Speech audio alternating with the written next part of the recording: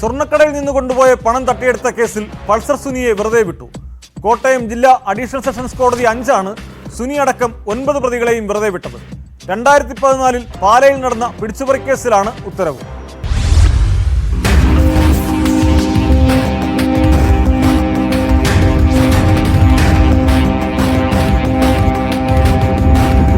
Pulsar Suni ഉൾപ്പെടെയുള്ളവർ ആസൂത്രിതമായി 7 ലക്ഷം രൂപ തട്ടിയെടുത്തുവെന്നായിരുന്നു കേസ്. പാലായിൽ നിന്നും കോട്ടയം ഭാഗത്തേക്ക് പോയ ബസ്സിൽ കയറി മുളകുപൊടി സ്പ്രേ അടിച്ചുകൊണ്ടായിരുന്നു തട്ടിപ്പ്. ജ്വല്ലറി ജീവനക്കാരുടെ സഹായത്തോടെയായിരുന്നു തട്ടിപ്പ്. സ്വർണം നൽകിയ വകയിൽ ജ്വല്ലറിയിൽ നിന്ന് കിട്ടാനുള്ള കളക്ഷൻ പണം ബസ്സിൽ കൊണ്ടുപോകുന്നതിനിടെയായിരുന്നു ആസൂത്രിതമായി ആക്രമിച്ച പണം തട്ടിയെടുത്തത്. കേസിലെ 9 പ്രതികളെയും കോടതി വെറുതെ വിട്ടു.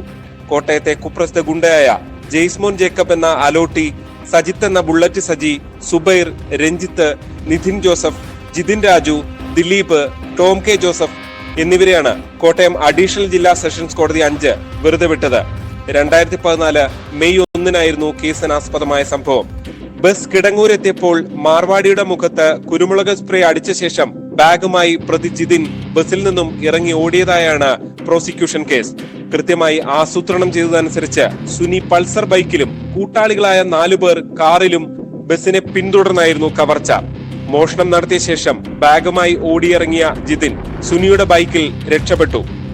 തെളിവുകളുടെ അഭാവം ഉൾപ്പെടെ ചൂണ്ടിക്കാട്ടിയാണ് കോടതിയുടെ ഉത്തരവ്. 2ാം പ്രതിയായ സുനിക്ക് വേണ്ടി advocate Lithin Thomas, advocate Jisha baby, George Joseph, advocate Libin Varghese എന്നിവർ കോടതിയിൽ ഹാജരായി.